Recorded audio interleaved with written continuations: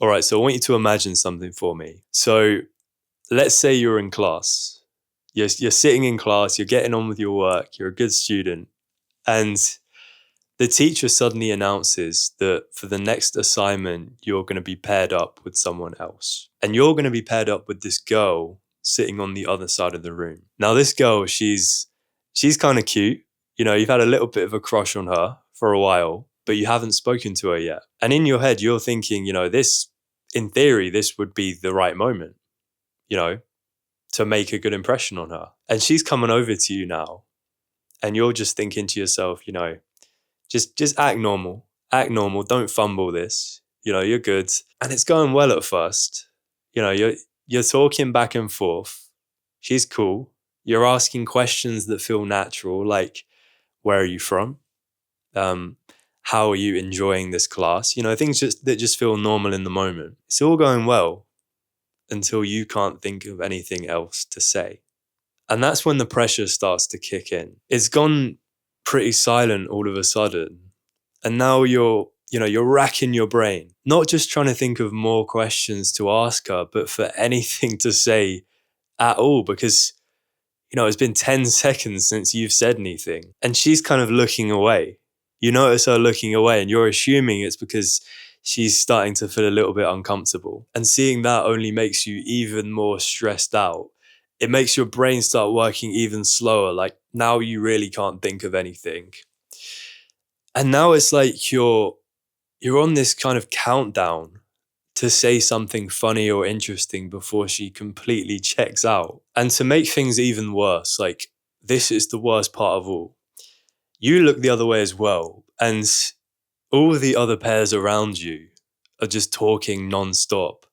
Like some of these guys seem to be having the most lit conversations ever, and you're just stuck here, not knowing what to say to this girl. It feels like you're the only one in the room struggling with this. Now, this was my exact thought process for years. The conversation would always start well, but then I'd hit that little bump in the road where I'd almost run out of things to say, especially around girls, bro. Like this would always happen to me around girls. And my brain would just jam up so much that eventually I just stopped trying to talk to strangers. Like it became a real fear of mine. But today I've got you covered because in this video, I'm going to teach you how to always have something to say in an awkward silence to stop your brain jamming up like mine always did, and how to save yourself from so many more awkward silences in future. So I'm just going to say it. The reason that you struggle with awkward silences is not because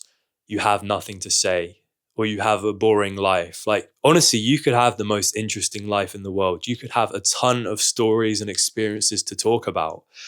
But when placed in the same conditions that allow awkwardness to thrive and occur, you're going to jam up just like everyone else. It's not going to make a difference. The true reason you experience awkward silences so much is because you care too much about the outcome. So if we were to think of our natural dialogue, the inner voice in our head that kind of knows what we're going to say before we actually say it, if we were to think of that as like some kind of radio transmitter, it's broadcasting radio waves, then it's the people who we're subconsciously trying to impress. Maybe people we've never met before or attractive girls or whatever. Those are kind of serving as this like interference that's blocking this signal. It's jamming the signal and stopping you from accessing the thoughts, ideas, and stories that you naturally possess. I'm sure you probably have loads of stories and experiences to talk about. It's just actually bringing them out in conversation, which is the problem. This is actually the reason behind that like phenomenon where hours later, after the conversation's already finished, we'll think of the perfect thing to say. And we'll be like, why didn't I just say that then?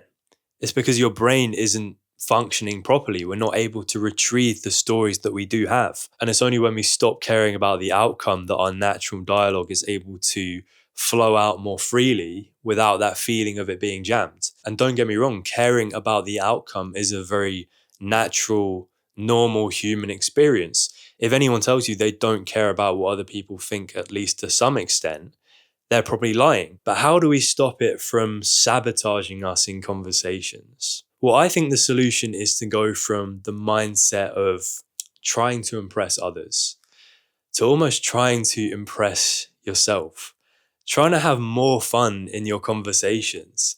And I think that comes down to self amusement. So the priority I've drilled into myself is self amusement.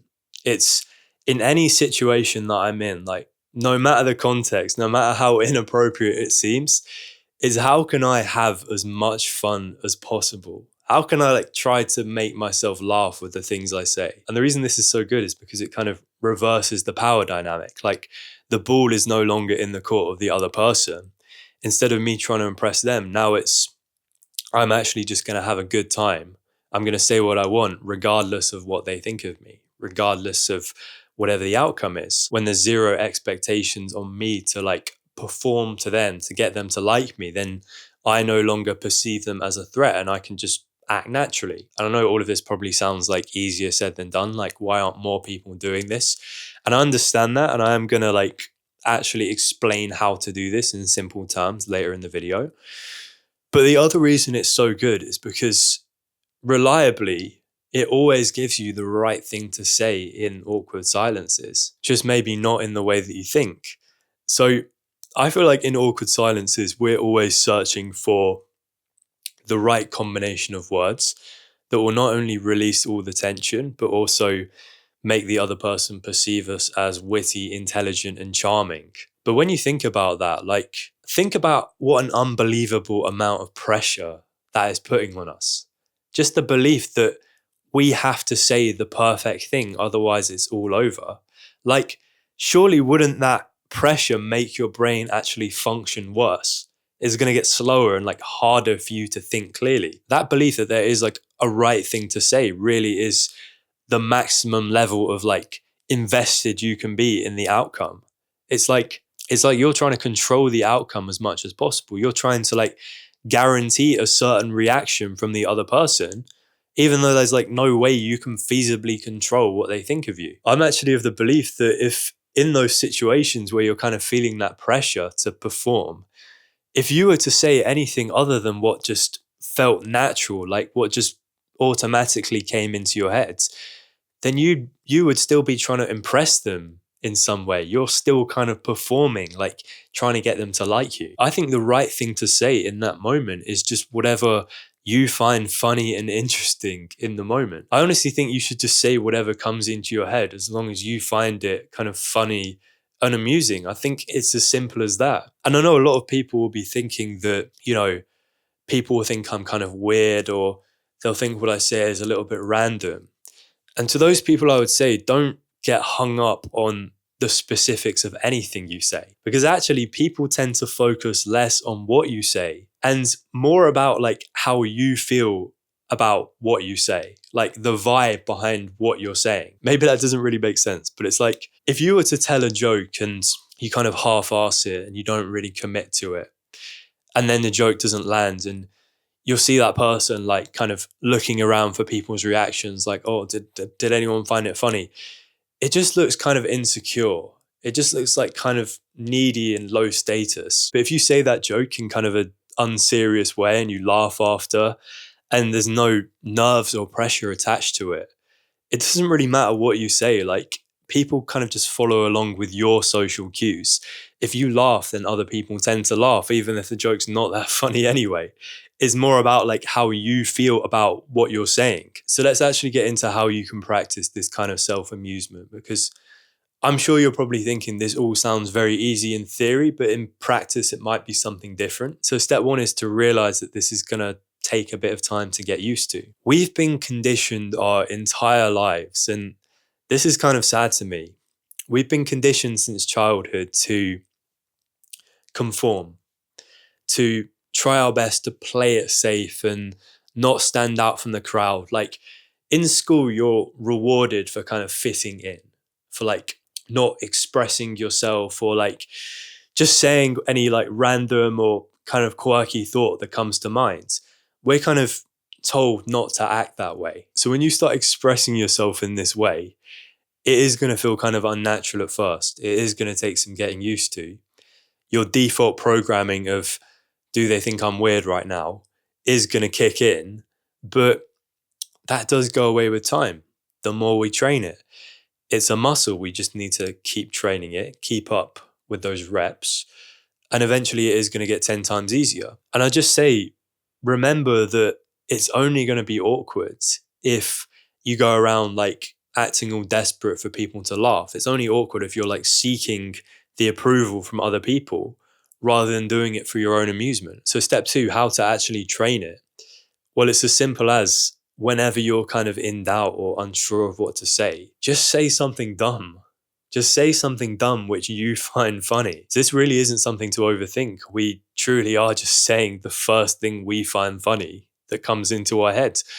We're not trying to pre-rehearse any of our lines, because this is all about reconnecting with our brain's natural dialogue, which we've suppressed over such a long time. And I actually find that if your aim is to just have as much fun as possible, it's kind of impossible to fail.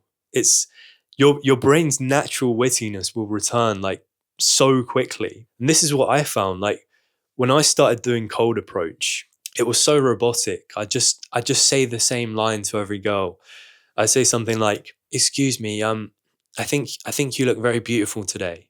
I'd be saying that to every girl, and I'd realize it actually made me come across as more nervous, because it was like every time I said it, it's like I'm getting up on stage and saying my lines to the girl, like it's giving me stage fright. So eventually I dropped all that and I just kind of focused on getting the girl's attention.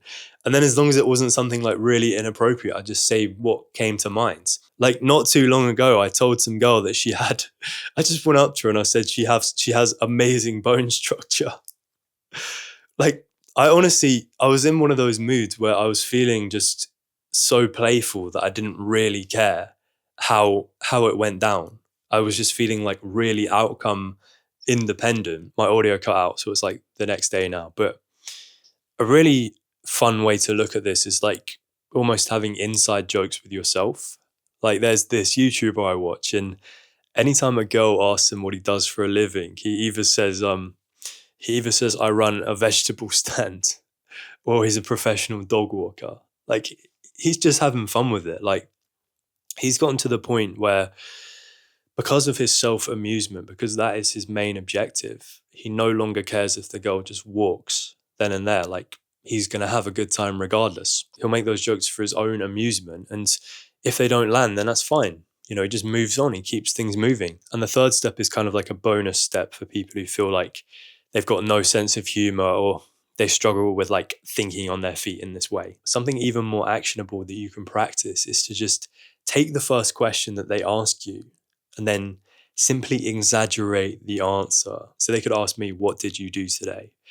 And I could say something like, "I stared at the wall for 2 hours," or "I breathed 100 times." And remember, I'm saying this with no expectations of cleverness or to get them to like me or like searching for any kind of approval. I'm just saying it for my own amusement. The only point of it is that it's funny to me, and it's detaching me from like the power dynamics involved in this like interaction. There's no stakes anymore. So anyway, there's some things for you to practice. Hope this video was helpful for you in some way, maybe just a new perspective. Thanks for watching. I'll see you in the next one.